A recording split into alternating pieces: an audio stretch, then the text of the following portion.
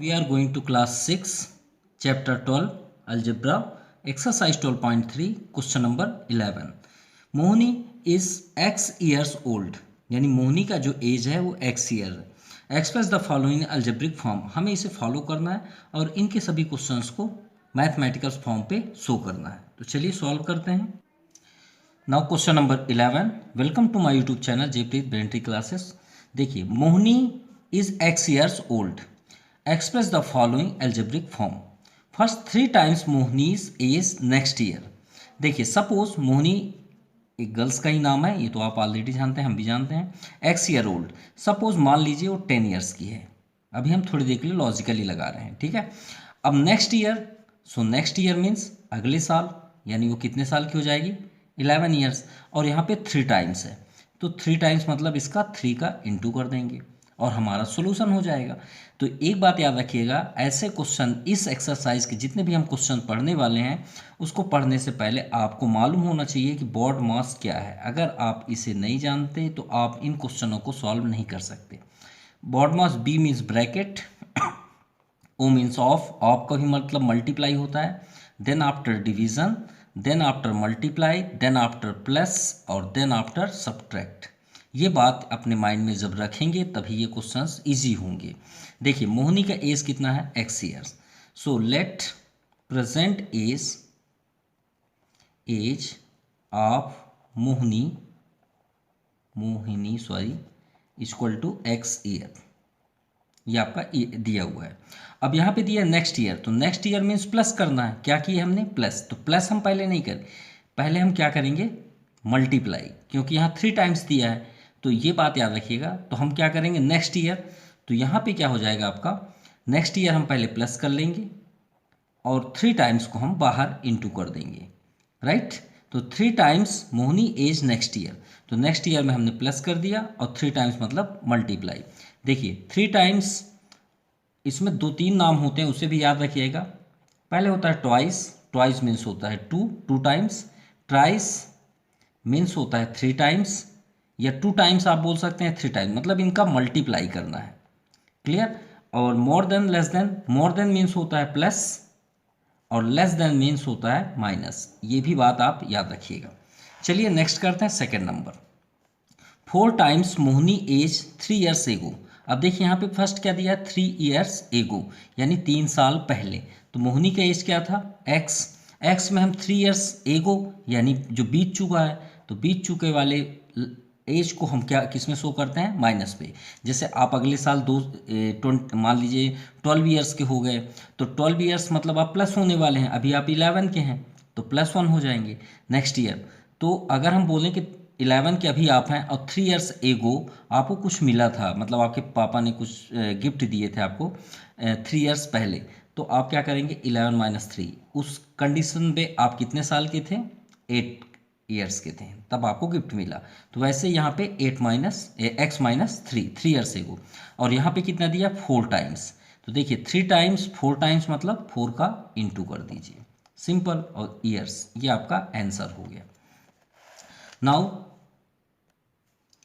Third number.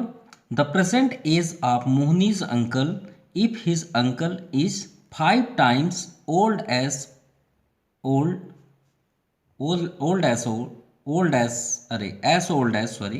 Mohini will be 2 times from now. यानी आज से 2 ईयर्स फ्रॉम नाउ, यानी बाद में, यानी आज से 2 साल बाद. तो चलिए मोहनी के एज में हम 2 ईयर्स प्लस करते हैं भाई, आज से 2 साल बाद. और कितना मतलब अंकल्स का एज है 5 टाइम्स. आज से 2 साल बाद जितना मोहनी का एज होगा उसमें 5 का इंटू कर देंगे, तो किन का एज हो जाएगा अंकल्स का. तो यहाँ पे लिखेंगे present age of Mohini's uncle. यहाँ पे आप लिख सकते हैं. और इक्वल टू क्या हो गया आपका answer 5x + 2, right. Now fourth number. The present age of Mohini's cousin मतलब होता है कि रिलेशन में जो भी हो. If her cousin is 2 years less than 1/3 means 1/3. ये बात याद रखिएगा. 1 मतलब 1 और थर्ड मतलब 1 का थर्ड पार्ट.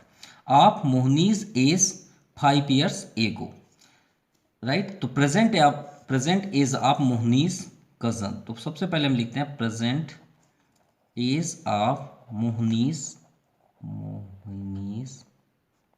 कजन। सो कितना हो जाएगा, if her cousin is 2 years less than, 2 years less than भी है, right. 1/3 of Mohini's age 5 years एगो। तो सबसे पहले हम यहाँ पे क्या करते हैं, 5 years एगोज करते हैं, तो ये 5 years एगो हो गया। अब इसमें कितना लेस देन करना है हमें, 2 years, तो चलिए 2 years भी कर देते हैं, ये 2 years हो गया लेस। अब इसके बाद आपका यहाँ पे दिया 1/3, तो 1/3 आप यहाँ पे कर दीजिए, क्योंकि मल्टीप्लाई ही करना है, 1/3 मीन्स मल्टीप्लाई, और ये आपका आंसर हो गया। सो यहाँ पे लिख सकते हैं ईयर्स। नाउ क्वेश्चन नंबर 12, ए क्यूबॉइडिकल बॉक्स। क्यूबॉइडिकल बॉक्स कैसे होता है, जो रेक्टेंगल से बनता है, किससे बनता है, रेक्टेंगल से। तो चलिए रेक्टेंगल, पहले ये आपका क्यूबॉइड हो गया। एक रूम होता है, जैसे जिस रूम में आप बैठ के वीडियो देख रहे होंगे, वो रूम को अगर आप देखेंगे, अगर ये लेंथ इस ब्रिज से छोटा होगा तो क्यूबॉइड फॉर्म पे आपका रूम है, ठीक है। मान लीजिए आप यहाँ पे स्टडी कर रहे हैं। अब इसमें क्या है, हाइट h मीटर, ये आपकी हाइट हो गई, आपके रूम की ये हाइट है, ये भी हाइट है, ये भी हाइट है, और ये भी हाइट है। ये हो गया आपका लेंथ, और ये हो गया आपका ब्रेथ, राइट।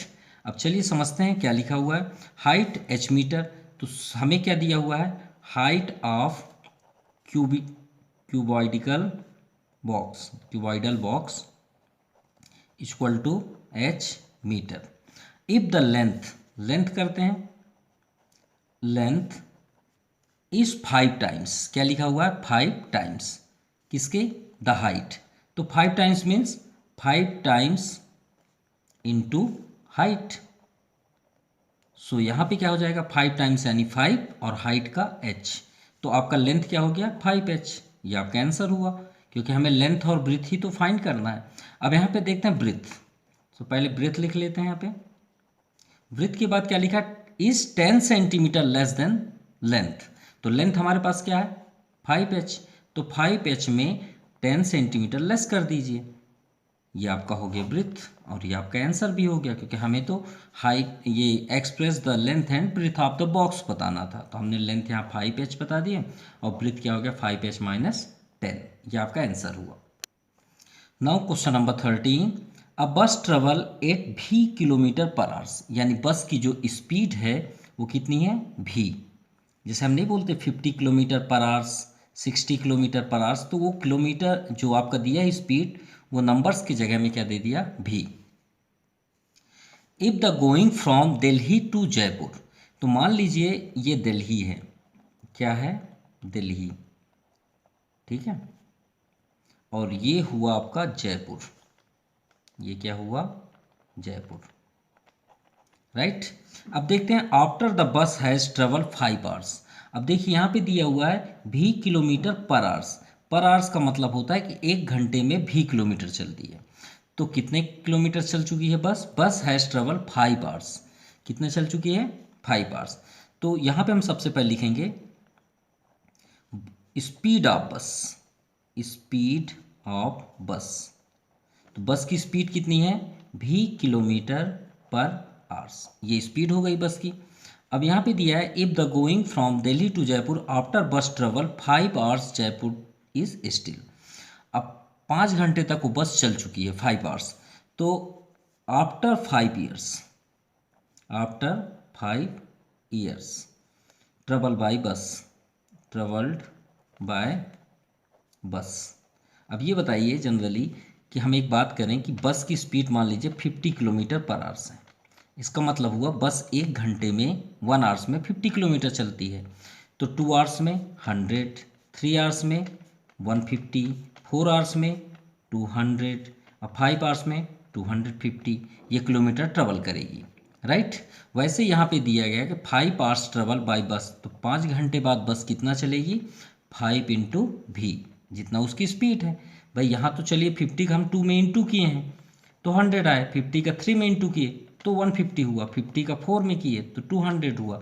वैसे ही 5 आवर्स के बाद 5 भी हो जाएगा भाई, 1 घंटे में तो भी चल रही है ना, यहाँ पे तो आपको वेरिएबल दिया तो हम 5 को भी में इंटू कर दिए, ठीक है।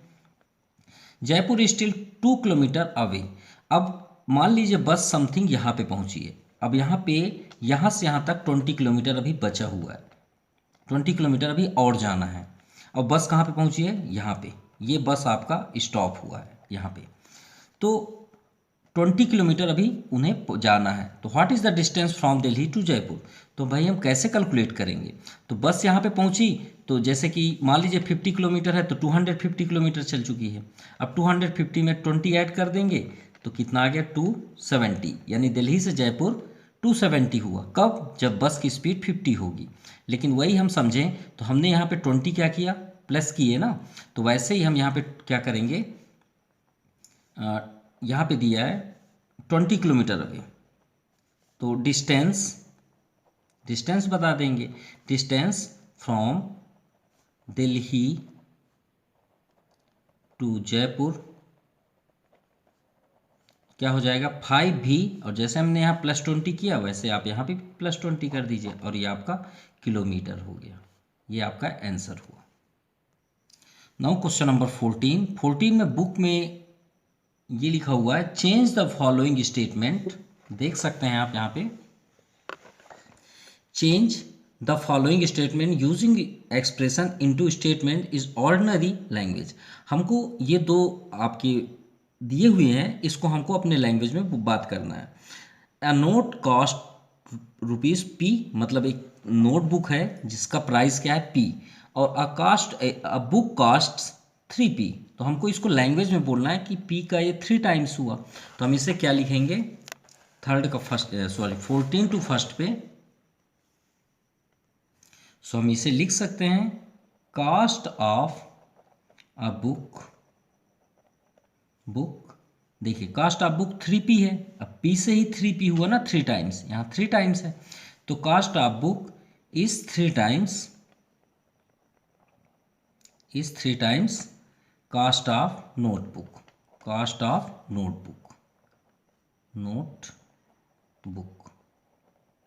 ओके। तो ये आपका आंसर हुआ, क्यों, क्योंकि cost of a book is 3 times, जो बुक है, बुक की जो प्राइस है वो नोटबुक से 3 टाइम्स ज़्यादा है, तो ये आपका आंसर हुआ। Now second number, the cost of rice, चावल, per KG is P।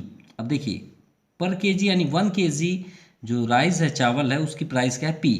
Cast of oil, मान लीजिए पेट्रोल है, पर लीटर ₹5P, यानी चावल की प्राइस से 5P ज़्यादा है, तो सेम इसी जैसे लिख देंगे। तो क्या लिखेंगे, कास्ट ऑफ, देखिए इसे ध्यान से, अब बुक के प्लेस पे हम ऑयल कर देते हैं, कास्ट ऑफ ऑयल इज 5, यहाँ पे 5 टाइम्स है, 5 times cost of, 5 times cost of rice, बस हो गया सिंपल, ये आपका आंसर हुआ। यहाँ पे आप पर केजी भी लिख सकते हैं, क्लियर। तो आप यहाँ पे फिर पर लीटर भी लिखेंगे, अगर आप यहाँ पर पेजी लिखेंगे तो cost of oil is 5 times से पहले आप क्या लिखेंगे, पर लीटर, ऑयल यहाँ पे लिख देते हैं पर litre. Now third number, speed of truck is V km/h। अब ट्रक की स्पीड कितनी है, V किलोमीटर। अब उसी कंडीशन पे speed of bus is V + 10 km/h। तो किसकी स्पीड ज़्यादा हुई, बस की स्पीड ज़्यादा हुई, तो हम क्या लिखेंगे, स्पीड ऑफ बस। अब देखिए ये मोर देन है, मल्टीप्लाई में तो है नहीं, तो speed of bus is 10 kilometre plus है, तो 10 km/h more than speed of truck, simple. So fourth number, Tony's box contains 8 times the marble he put on the table. यानी टोनी क्या करता है, बॉक्स को, जो बॉक्स कंटेन है उसे 8 टाइम्स, जिसमें मार्बल्स हैं, भी पुट ऑन द टेबल, यानी टेबल पे रखता है। तो हम उसे कैसे शो करेंगे, तो सबसे पहले हम लिखेंगे लेट यहाँ पे हम लिखेंगे लेट मार्बल, मार्बल को हम कर लेते हैं बी एक्स, क्या कर लिए एक्स। अब यहाँ पे लिखेंगे टोनी, ये आपका आंसर हुआ यहाँ से, Tony puts x marbles, x marbles put on the table, या on the table, on the table he has,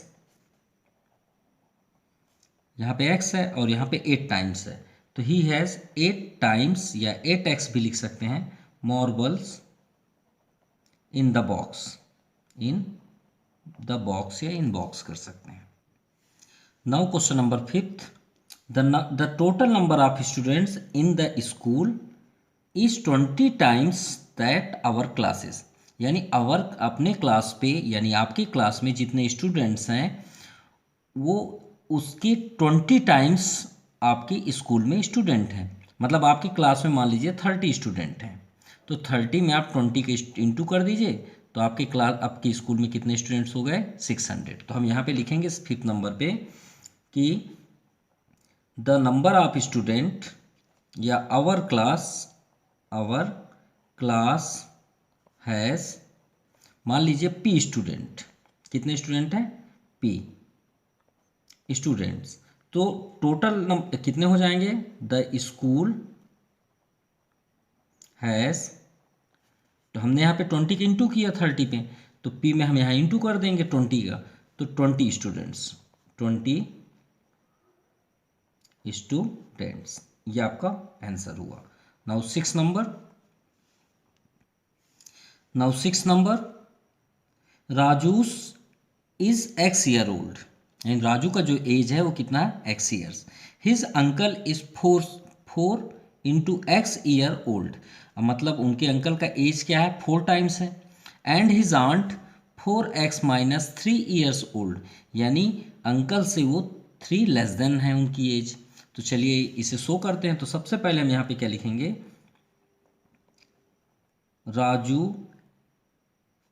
Raju's uncle is 4 times older than age of Raju, okay, and his aunt is 3 years younger than 3 years younger than Raju's uncle उनके uncle से इतने छोटे हैं। अब 7 number पे क्या दिया है, इन अरेंजमेंट ऑफ डॉट्स, मतलब डॉट्स ये पॉइंट होते हैं, देयर आर रो किसे बोलते हैं ऐसे, और कॉलम क्या होता है जो वर्टिकल चले, ठीक है। ईच रो कंटेन्स 5 डॉट्स, और एक रो में 5 डॉट्स हैं, कितने डॉट्स हैं 5, 1 2 3 4 एंड 5। तो इसे हम शो करना है तो हम क्या लिखेंगे, the total number of dots is 5 times है, तो यहाँ पे हम करेंगे 5 टाइम्स द नंबर ऑफ रो, बस सिंपल। और ये आपका एक्सरसाइज कंप्लीट हुआ। So thank you, have a nice day.